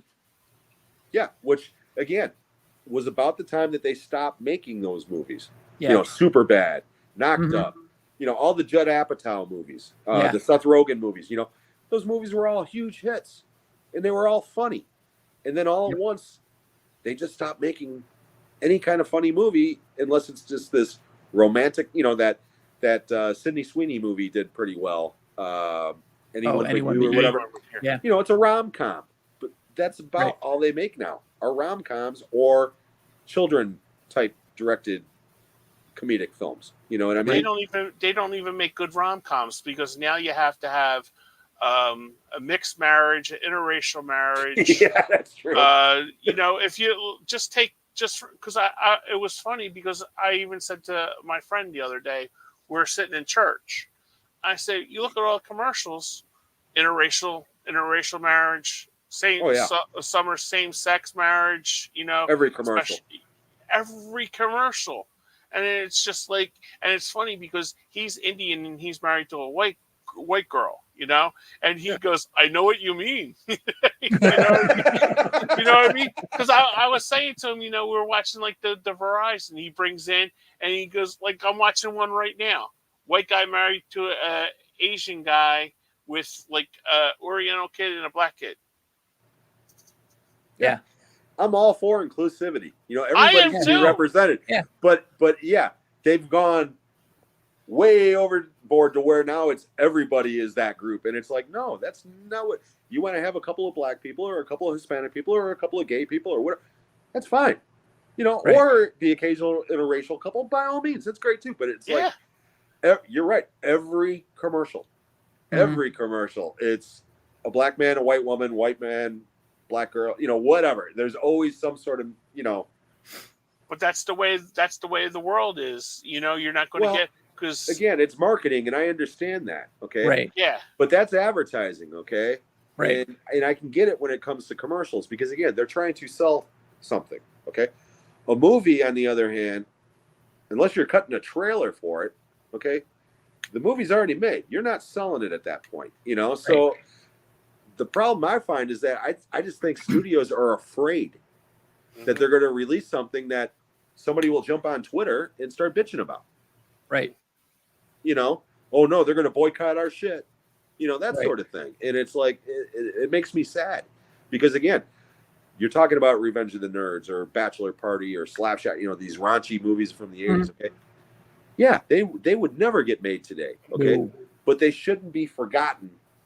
No. You know what Absolutely I mean? not. And that's where I have a problem, where they either cancel them completely or they got to throw a disclaimer on everything. Right. Trigger warning. There's Yeah. foul language in this, and they might reference a sexual act that might cause somebody some anguish. Give me a fucking break, Right. I mean, Exactly. all right, Yeah. I'm done. I remember one of my honorable mentions, and it almost came in, and it was, I just picked it up, Mr. Mom. Remember the big boo-hoo about that? It was like, the father's running the household and the girls going back to work again. But they have to remember, in the early 80s, people were losing their jobs. Oh yeah. Because the economy was so bad. I mean, my dad was a union worker at a paint factory. Mhm. Okay. And they used to have to ratify, and my dad's best friend, we call him Uncle Warren. He was the shop steward, and every 2 years, those guys had to ratify a new contract with the paint workers union. Yep. Okay, in order. So it was like I remember my dad just coming in and handing my mom going, union dues. Yep. Oh, we're going to a union meeting. So it was like you had to, and it's like when you watch movies like Mr. Mom and stuff like that, that was a period of time it might not happen now, but that was a set period in time where you had to watch your money and everything like that. So yeah, that was because I remember that time. There was another Michael Keaton movie that came out around that Gung time. Ho. What's that? Gung Ho. Yes. Gung Ho. Ron That Howard came out movie. around that same time, appealed to that same type of audience, which was the middle class auto worker type. The Japanese and- taking over. Yeah, the Japanese taking over the factory and all that, and that's back when the unions were big, and the middle class was more powerful than it is today. All sorts of stuff. So there's all sorts of socioeconomic things that you can tie into the way things are and the way things were and all that. But things are just different, and it not necessarily for the better. It's kind of disturbing. And I politically I lean liberal, but I don't. I'm not disagreeing with anything you guys are saying about the inclusivity and all that stuff. It gets kind of like, okay, I'm all for the raunchy comedy, Right. And like, I think I'm trying to think of the last few raunchy comedies that I've seen over the past decade. And the only two that I can think of is No Hard Feelings I was just going to bring that up. Jennifer Lawrence. Yep. That's a good one, Jim. You should check that one out. out. I haven't seen that one yet. Okay. That's a good one. And then there's another one. I think it's called Good Boys with a bunch of kids. That movie's funnier than hell. Yeah, that's a good one. Very funny. That one's good. But those are the only two that I can think of off the top of my head. And you used to be able, like, you could go to the theater every week and see a good raunchy comedy that would crack you up. No, the last good raunchy comedy I saw technically wasn't a raunchy comedy. It was a superhero movie, and that was Deadpool and Wolverine. Yes. Yeah. Because that movie is raunchy as hell. Okay. Yeah. I mean, some of the jokes in that movie, I still can't believe they got away with. But again, and it's because it's a superhero movie and because it's, that, they were able to get away with it. But if that was like a straightforward comedy, people would be losing their shit, Oh, yeah. But yeah, that movie, I got to admit, that movie was a lot of fun. Yeah. It was a lot of fun. Absolutely. You'll get to see it somewhere around October, Kenny. Oh, okay. I think that's when it's going to start streaming. Yeah, that was my birthday movie this year. My sister took me to see it. I wanted to go see Alien, and she kind of talked me into seeing Deadpool instead, which was fine because, again, I loved it. I thought it was great. Yeah. I completely forgot about that in terms of raunchy comedy because I'm thinking superhero movie, but you're absolutely right. It's definitely got raunchy comedy written all over it. It's pretty damn funny though. It is. I'm surprised. Yeah, it's definitely. It has to be the most raunchy, violent, goriest Disney movie ever made. Oh yeah, absolutely. And I don't think it'll ever be topped. It's not even close. I think they broke that in the opening credits. Yes, exactly. I mean, that credit scene is just like, holy shit. All right, since we got to our number one, what did you have for your honorable mentions? All right. I have Mr. Mom. Okay. The Money Pit. Good one. I love The Money Pit. With Tom Hanks. Stir Crazy. Oh, good one. Johnny Dangerously. Mm-hmm. You farting ice hole. You farting ice holes. I like it. It was like when he's going, we've seen that in the movies, and that's another one. Me and my brother will go, you farting ice hole, like that. And my brother, I always say, you miserable cork sucker. Yeah.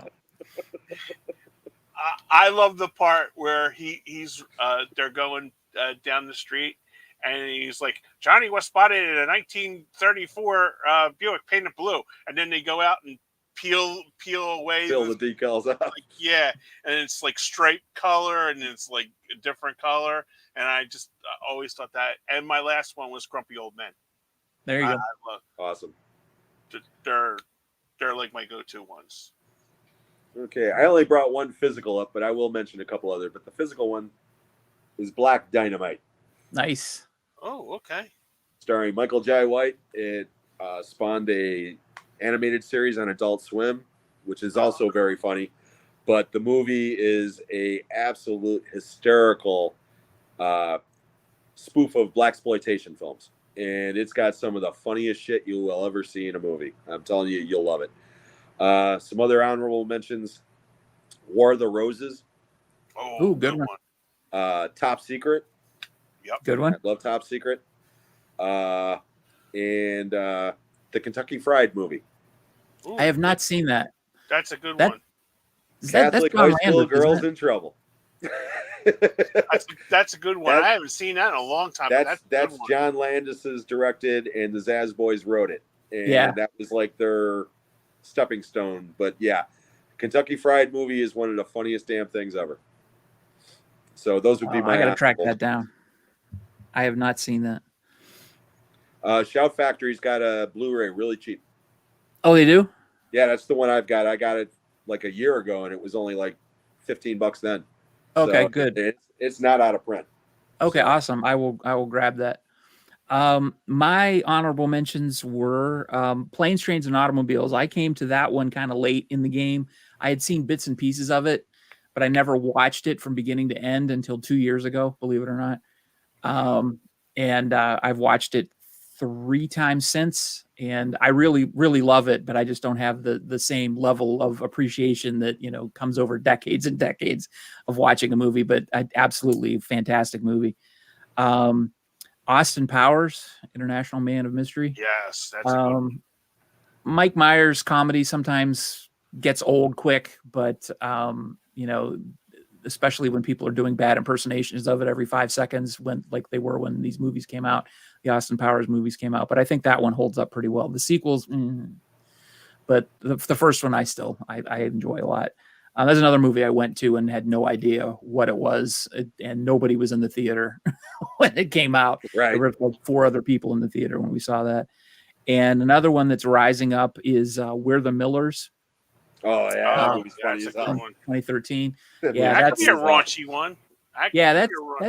That's raunchy, and that's another one that's approaching Forgetting Sarah Marshall status. We'll watch that one all the time, and when it's on cable, and I got it on Blu-ray, and we'll watch it all the time. Just love it, hilarious. I don't know that the extended version is better than the theatrical version, though. I'll say that. I think the theatrical version is good enough. So there you go. That's my honorable mentions. Nice. Can I bring up another honorable mention I just Sure. thought of? Hollywood Shuffle, Robert Townsend. Yes. Good That movie. movie is Very good movie. absolutely hysterical. Me and my best friend went to see that at the Ritz 5 here in Philly because it was the only place that was playing. Mm-hmm. And my buddy had the Michael Jackson Jerry curl at the time. Jerry curl, the part where he goes, "Put down the activator, man. Put down the activator." Jimmy, I swear, and this is, God love him, he's passed by now, but when you would go to his house, remember when all the black people got up and the stain in the back of the back of the couch? Yeah. That's when you went to Jimmy's house. That's how it was. And Nice. I started laughing so hard, and Jimmy goes, "It looks like my living room," and I'm like, and I just started laughing. That part when he comes up and he because Jimmy was worked at the post office. He was a supervisor at the post office. So when he goes, "Grandma always said there's a job at the post office," and he just started laughing. But that whole thing was like when he comes and does the slave part, and he goes, "Miss, I said everything," and cut. "Hello, my name's Robert Townsend." I fall on the floor, and the part that me and my brother still recite because Jimmy would always bring this up was "Winky Dinky Dog." Sing it with me, "Winky Dinky Dog." God, I haven't seen that movie in years. Yeah, that brings back memories. That was an HBO. That's a really good one. That could have been. See, I had like 3 bubbling for number 10, but it was like I didn't see Hollywood Shuffle as much as I did see Best in Show. Right.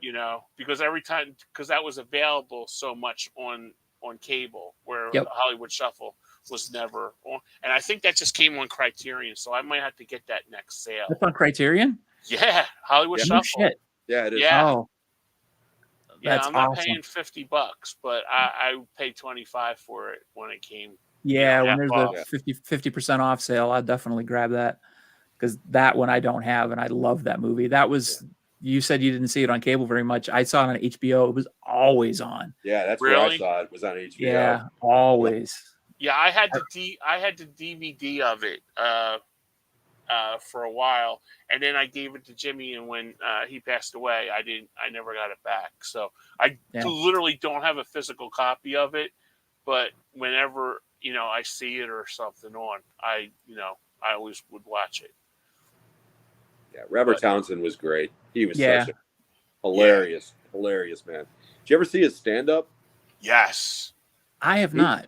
He had a bit on the Rodney Dangerfield Young Comedian special. It was the same one that Sam Kinison was on. Yeah. And he comes Harry out. Anderson was on that too, I think. Yeah. And he comes out and he starts speaking in this, that accent that you were just doing. "Hello, I am Robert Townsend," but he's like, My children come up to me and they say, Father, tell us about welfare, Father. Did you have to eat the government cheese, Father?" It was one of the funniest goddamn things ever. Yeah. That guy was brilliant. Oh man. All right. Well, we're getting about that time, and it is time for movie recommendation time. And Oh no. Jim, I hope you have one. And if you don't, now's your time to I prepare. don't have a physical one, but I'll mention another comedy from my Okay. Sure. from my shelf that back to the raunchy stuff. And this is a relatively new comedy. I think it came out within the last 10 years. Don't know if you guys have ever seen it. It's called The Brothers Grimsby. Hmm. I've never seen that. It's Nope. got Sacha Baron Cohen in it, Borat himself. And the movie was a huge flop at the time. It's become kind of relevant recently because Rebel Wilson wrote a book saying that she was sexually harassed on a movie, and that's the movie that she's Oh talking about. wow. Okay? Oh wow. Don't think about that if you watch the movie, okay? This movie is childish. It is sophomoric. It is disgusting, okay? I mean, there's a sequence in this movie that is one of the most disgusting things I've ever seen in my life. My 80-year-old mother watched this movie when it first came out on video. I rented it. She loves this movie. Really? She thinks it's funny as hell. It is, like I said, check your brain at the door. If you're easily offended, don't even turn it on. Okay? Yeah. But I'm telling you, if you don't mind gross humor, that movie's funny as hell. Okay. So, The Brothers Grimsby. I believe it's from 2008, somewhere around there. Yeah, I just looked it up. It's not streaming anywhere, unfortunately. 2016, Jim. Oh shit! Oh, wow. Okay, so yeah, that's true because that was right around the time that Trump took office. Because there's a great Trump joke. Oh, Okay. There is a great Trump / Harry Potter joke in that movie. Cool. Cool. All right. All right, Kenny, we're going to put you on the spotlight. It is time for your movie of the week. Yes, this is available on Tubi for everybody to see. It's a 1980 classic. People always poo-poo this movie, but I think it's great. And it's called The Jazz Singer with Neil Diamond. Absolutely the best soundtrack next to I'd put it in third next to Grease and Saturday Night Fever. But I love this movie. I think if it played on TV, because they were like really, getting a lot of acclaim for the Barbara Streisand and Neil Diamond, "You Don't Bring Me Flowers" thing. And Neil Diamond was like really red hot at that time. So I think if they put this on like CBS, like a CBS Sunday night movie, I think it would have done better. It did poorly in the movies. Neil Diamond was like very wooden in the character. But if that last scene when he does America doesn't give you goosebumps at the end, I think you're a dead man. So it's available on Tubi, and I love the movie. And one of my favorite Neil Diamond song, "Love on the Rocks," is on it. I just love it. And it used to be always on HBO or Prism here in Philly, and I always watched it every time it was on. That was one of my mom's favorite movies too. So we would sit and just watch it. So Jazz Singer. All right. 1980. Very good. All right, I've got mine, and I had mentioned earlier that mine was going to be part of my tribute to James Earl Jones, and I've mentioned it on my channel before, and it is the UFO incident with James Earl Jones and Estelle Parsons. And it is a dramatization. It was actually a TV movie, but it's a dramatization of the Betty and Barney Hill incident, where they claimed to be abducted by aliens, I believe in 1961. But the movie is kind of more than just the dramatization of that. It kind of gets into some racial stuff because they were biracial couple, or interracial couple, I should say. And James Earl Jones just delivers a stellar performance in it. It's like a tour de force for him. Estelle Parsons, she's kind of, I don't want to say off the wall. She's if you've seen her in Bonnie and Clyde, she's kind of a acquired taste, I guess. She's probably my least favorite thing in this movie, but her relationship with James Earl Jones in this movie, though, is something that you can definitely understand why they play off each other very well, but they're just not, or she's just not my favorite part of the movie. But James Earl Jones is definitely worth seeing. The effects are kind of cheap. It definitely looks like a TV movie of the week, but it's definitely worth seeing just for James Earl Jones, if for nothing else. So that would be my movie recommendation for this week. And rest in peace, Mr. James Earl Jones. Absolutely. And that movie is on YouTube. Yes, it is. I did want to mention that too. That one thing that we're doing on the channel. Now, we broadcast this on the Movie Assault YouTube channel, and there's also a Talking Movies with Sean and Kenny YouTube channel. On the Talking Movies with Sean and Kenny YouTube channel, there is playlists. There are 2 playlists, one for my picks, my movie recommendations, and one for Kenny's picks, where I put the trailers for our picks. So if you want to learn a little bit more about the picks, you can see a little bit more about it.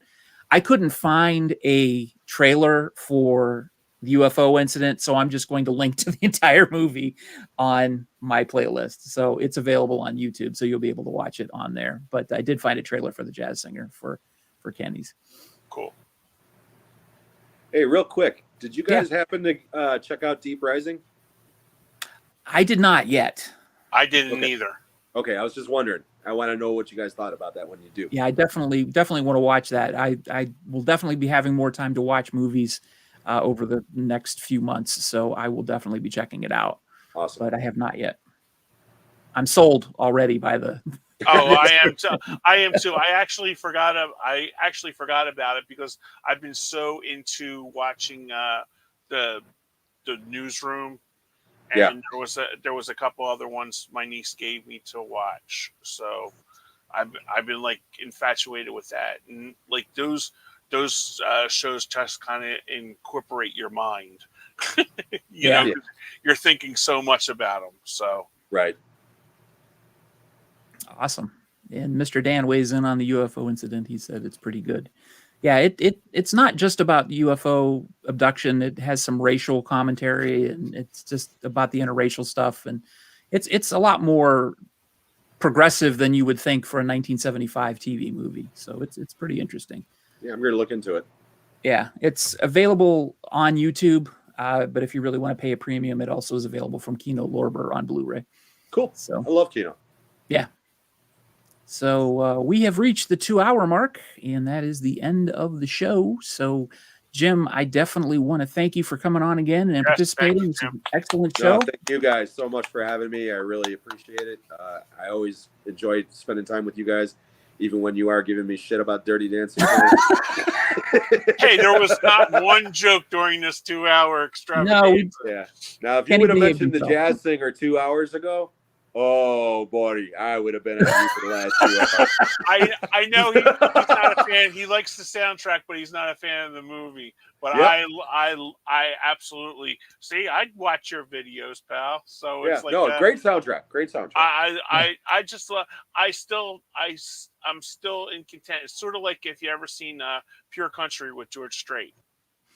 Yeah, I've never seen it because I'm not a country guy. So okay, but even if you didn't like, if you don't like country, it has a really good story to it.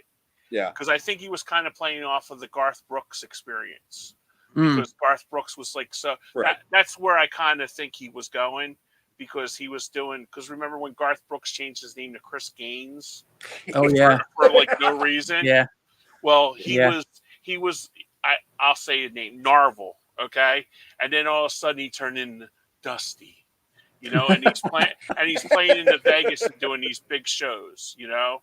Yeah. Where he's got like short hair and Dusty had a ponytail, you know? But it's actually a good movie if you watch it, and the soundtrack's just absolutely extraordinary, you know? Very good. But all right. We'll check it out. Yeah. All right, guys. Thanks again. Thanks for a good show. So much Thanks for having me, guys. Chat. Everybody on replay. Hope you guys enjoyed the show. And we will see you in 2 weeks for our next show. So have a great night, everybody. Take care, guys. Take care, guys. Bye-bye. Bye.